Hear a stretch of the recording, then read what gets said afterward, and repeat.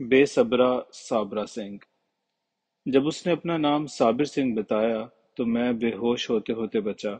मेरा मुंह खुला और लुक़मा जुबान पे धरा हुआ, टिकटिकी बांधे।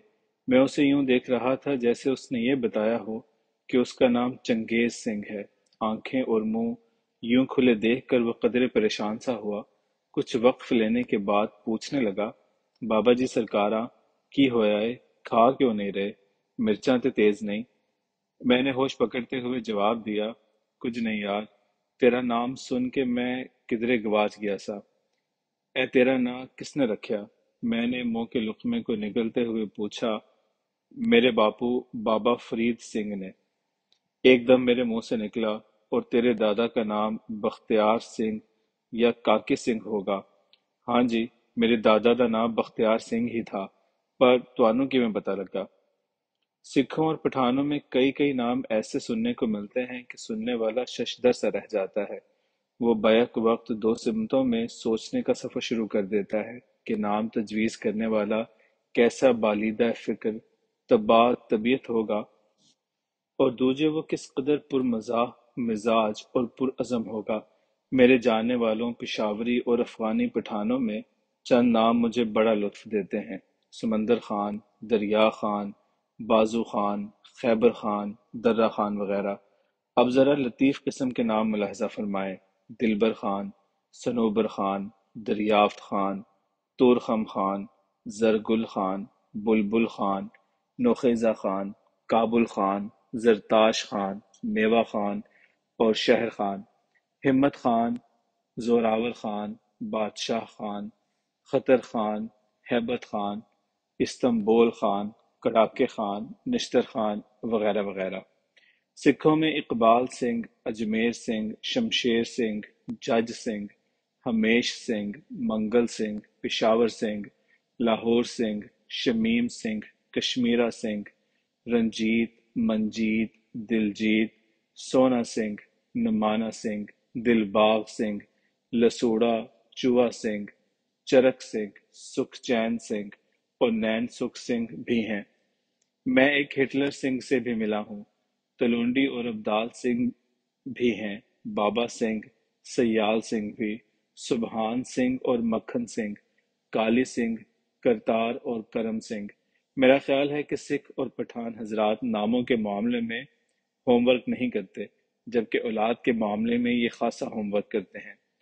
और ना ही ये बच्चे की पैदाइश पे किसी सियाने बयाने मौलवी या किसी गुरु ग्रंथी से इस्तिफादा हासिल करते हैं।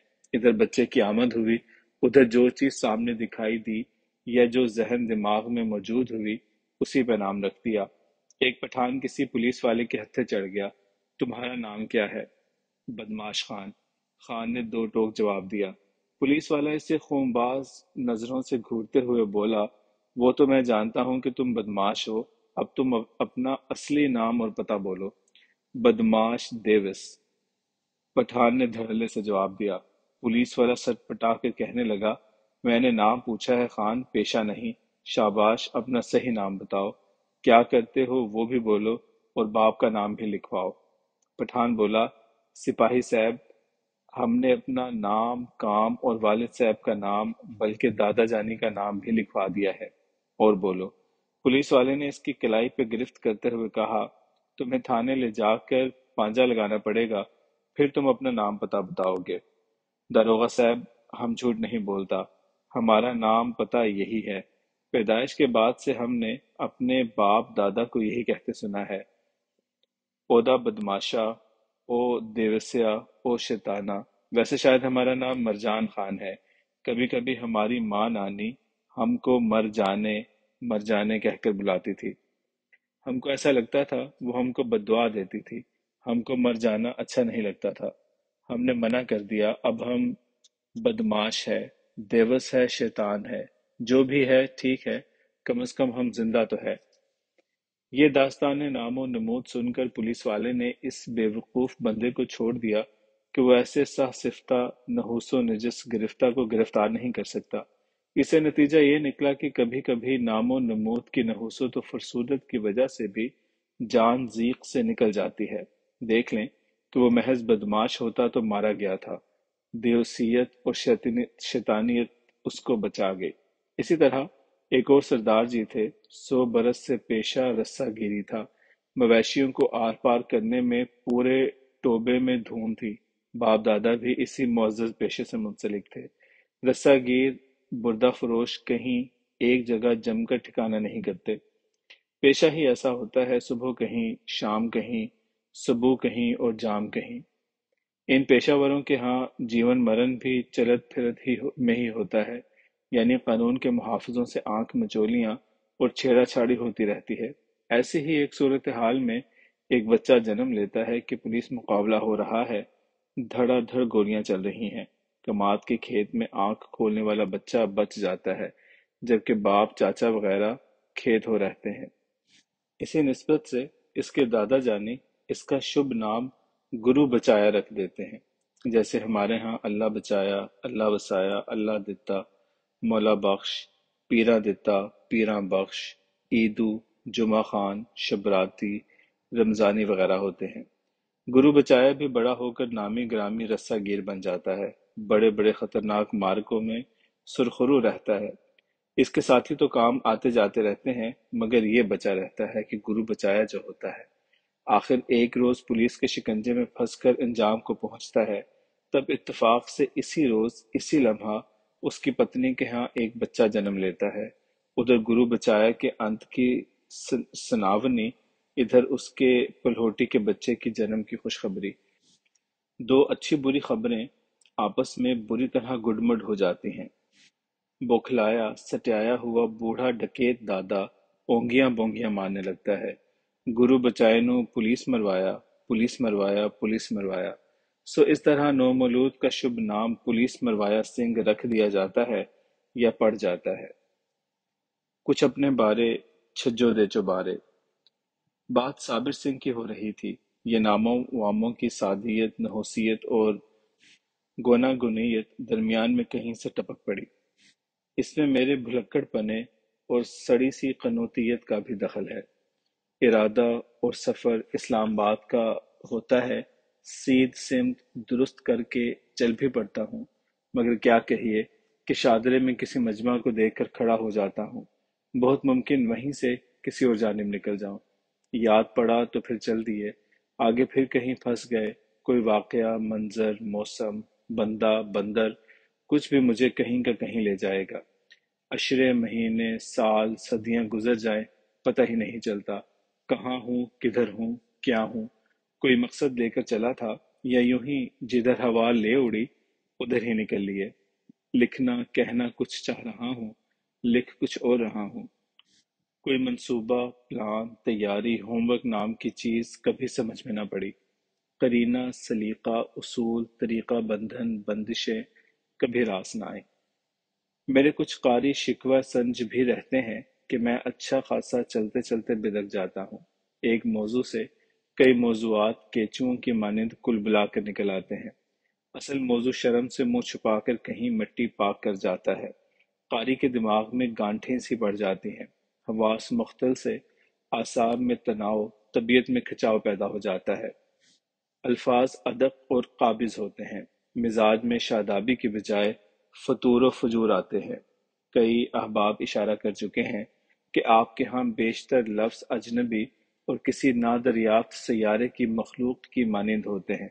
गोये मजमून और नफ्स मजमून में फूलों की मानिंद गुंधे अपना मानवी तारुफ कराते हुए महसूस होते हैं, लेकिन फिर भी कुछ नामहरम से लगते हैं।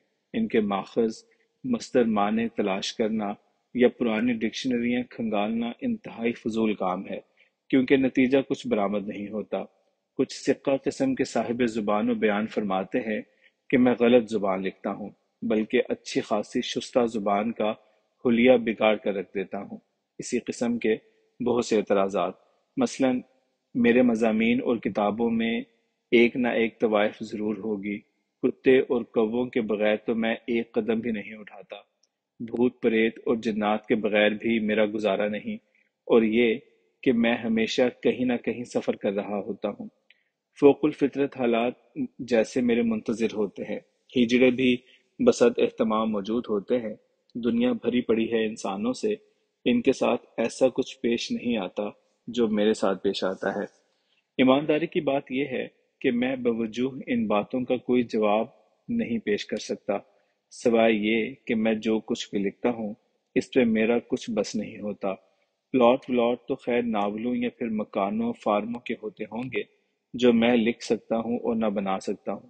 کتاب ناول لکھنے کے لیے تعلیم، ٹیلنٹ، تخلیقی قوتیں، کہانی، کردار، کرافٹ، پیشہ، وقت اور حوصلہ وغیرہ چاہیے ہوتے ہیں، اور پھر ایک ذہن رسا بھی جو قلمکار کی امیجنیشن کو منظر کی بھرپوریت، جاذبیت سے سجا سکے، حرف و الفاظ کے ایسے ایسے نگینے چھانٹ کے دے جو اس کی تخلیق کو پذیرائی اور دل پذیری سے جل تھل کر دیں۔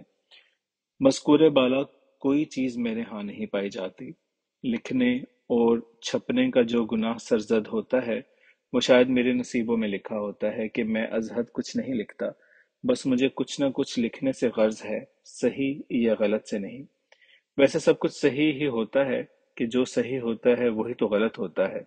ادیب تو عمر و عیار کی زنبیل کی مانند ہوتا ہے، اس نے زنبیل میں بڑے عجوبے مسالے ڈالے ہوتے ہیں، کبھی تو اسے خود بھی یاد نہیں رہتا کہ اس نے اس میں کیا کچھ پھینک رکھا ہے۔ اب وہ موقع بموقع یہ عجوبے تماشے نکالتا اور دکھاتا رہتا ہے۔ یہ نکالنا اور دکھانا ہی اس کا اصل کرافٹ ہے۔ بس مجھ نابینا کے پاس ایک کشکول اور ایک چکونی سی گدڑی ہے۔ جب کشکول دان دکشنا سے بھر جاتا ہے تو میں اسے گدڑی میں الٹ دیتا ہوں، اور جب گدڑی بھی بھر جاتی ہے تو میں اسے لے کر بیٹھ جاتا ہوں اور پڑیاں باندھنا شروع کر دیتا ہوں، کاغذ کی پڑیاں۔ اندھا کیا جانے ان میں اچھا باندھا ہے یا برا، میرا کام حکم کی تعمیل میں تسلیم بجا لانا ہے، بس۔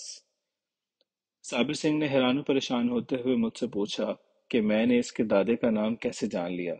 میرا جواب تھا کہ تم جس لڑی کو لے کر چلے ہو اس لڑی مالا میں یہی کچھ تو ہے، لیکن میں تو تمہیں اس کے آگے پیچھے کا بھی بہت کچھ بتا سکتا ہوں۔ فی الحال تم ادھر صوفے پہ میرے سامنے بیٹھ جاؤ اور مجھے اپنے ہاتھ سے چند لقمے اپنے پیٹ میں اتارنے دو۔ تم جس عقیدت و محبت سے مجھے لقمہ لقمہ کھلا رہے ہو، اس طرح تو میری خاطر خواہ تسلی نہ ہو سکے گی۔ وہ میری درخواست کی تعمیل میں سامنے صوفے پہ بیٹھ گیا، مگر صاف محسوس ہو رہا تھا وہ یہ کھلانے والا اعزاز چھن جانے پہ چنداں خوش نہیں ہوا۔ منہ سے تو خیر کچھ نہ بولا، لیکن بشرے پہ 12 سے بج رہے تھے۔ میں نے کچھ سوچتے ہوئے اسے مزید چند ایک لقمے کھلانے کی اجازت دے دی۔ وہ خوش ہو کر پھر مجھے کھلانے پہ جٹ گیا۔ اچانک کھانے کھلانے کی کسی ٹیکنیکل غلطی سے اس کی بڑی انگلی میرے اگلے نوکدار دانت کی زد میں آ گئی۔ ایک گہری سی کے ساتھ اس نے ہاتھ کھینچ لیا تھا۔ یہ سب کچھ یوں ہی ہوا جیسے کبھی کبھار کھاتے ہوئے اپنی زبان اپنے ہی دانت تلے آ جاتی ہے۔ میں نے دیکھا اس کی انگلی کی پور سے خون رس رہا ہے، لیکن وہ بجائے کچھ متردد ہونے کے ٹکٹکی باندھے بہجت آمیز نظروں سے میری جانب دیکھ رہا تھا۔ یہیں اس نے زخمی انگلی سے میرے ہونٹ پہ لگا ہوا خون کا دھبا صاف کیا۔ میں گھبرا سا گیا تھا کہ میری بے احتیاطی سے بالک کی انگلی زخمی ہو گئی۔ میرے سوری کہنے پہ کہنے لگا، یہ تو ہونا ہی تھا بابا سرکار، آپ کو پریشان ہونے کی ضرورت نہیں، جیسی کرنی ویسی بھرنی، اب آپ خود اپنے ہاتھ سے کھائیں۔ ایک بھرپور لقمے میں کچے ادرک اور لہسن کا سواد لیتے ہوئے میرے منہ سے خود بخود ایک عجیب سی بات نکل گئی۔ بعداً میں خود بھی حیران ہوا، مجھے کچھ یوں سوجھا کیوں کر۔ صابر سنگھ، تجھے کوئی پیا سیاں بھی کہتا ہوگا۔ وہ سامنے بیٹھے ہوئے یوں جھٹکا لے کر کپکپایا جیسے اسے مرگی کا دورہ پڑ گیا ہو۔ میں دیکھ رہا تھا وہ بری طرح مختل تھا۔ ناگہاں جب کوئی بیتی گزری کہانی سامنے آ جاتی ہے تو انسان بری طرح نفسیاتی اور جذباتی دھچکے محسوس کرتا ہے۔ کچھ دیر کے لیے ہی صحیح، وہ شدید اعصابی برانگیختگی کا شکار ہو جاتا ہے۔ اب ہم دونوں کے درمیان خاموشی کے ایک دبیز پردہ حائل ہو گیا۔ ٹورانٹو پہنچے آج میرا دوسرا دن تھا، جبکہ صابر پیا کا دوارہ چھوڑے مجھے 7 روز بیت چکے تھے۔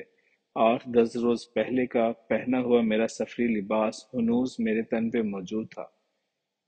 کلیر شریف کی مقدس خاک کے روشن ذرے ابھی تک میرے جسم و پیرہن میں جگمگا رہے تھے۔ میری تربیت اور طبیعت کے میرا نہانا دھونا ناگزیر ضرورت کے تحت ہی ہوتا ہے۔ ہر روز کا غسل اور لباس کی تبدیلی ضروری نہیں ہوتی۔ ہمارے بابا جی رحمۃ اللہ علیہ فرمایا کرتے، ہر روز غسل اور تبدیلی لباس تفاخر اور اسراف کی ذیل میں آتا ہے اور بہت سی جسمانی اور روحانی پریشانیوں کا سبب بن سکتا ہے۔ لیکن ہماری بے علمی اور بدقسمتی کے دن میں کئی کئی بار نہانا اور موڈ ماحول کے مطابقت سے نت نئے لباس بدلنا اپنا سٹیٹس اور حق سمجھتے ہیں۔ بات پھر کہیں کی کہیں نکل گئی۔ بتا یہ رہا تھا کہ میرے 8 10 روز پرانے پہنے لباس اور سراپے میں دیار کلیر شریف کی مٹی اور مہک موجود تھی۔ ادھر سامنے صابر پیا کا ایک دیوانہ صابر سنگھ بیٹھا تھا، جس کے باپو کا نام فرید سنگھ اور دادے کا نام بختیار سنگھ تھا۔ یعنی یہ سکھ خاندان پورا کا پورا چشتیہ رنگ انگ میں رنگا انگا تھا۔ یوں یہ کوئی ایسی حیران کر دینے والی بات بھی نہیں تھی کہ اکثر دوسرے مذاہب کے پیروکار اولیاء اللہ کے حد درجہ ارادت مند ہوتے ہیں، لیکن شاذ ہی کسی نے اپنے نام پہچان میں ان جیسی مماثلت بھی پیدا کی ہو۔ جبکہ سکھوں میں اجمیر سنگھ، اقبال سنگھ، مخدوم سنگھ، میاں میر سنگھ، بلہ سنگھ، باہو سنگھ، خسرو سنگھ، مہر سنگھ، اس طرح کے اور بھی نام سننے میں آئے، لیکن یہ بختیار سنگھ، فرید سنگھ اور صابر سنگھ وغیرہ اپنی حد تک میں نے پہلی بار سنے، بلکہ خوب سنے تھے۔ سوچنے لگا کہ سکھ حضرات عقیدت، یاری، بھول پن، موج میلہ کے معاملے میں کسی حد انتہا کو قبول نہیں کرتے۔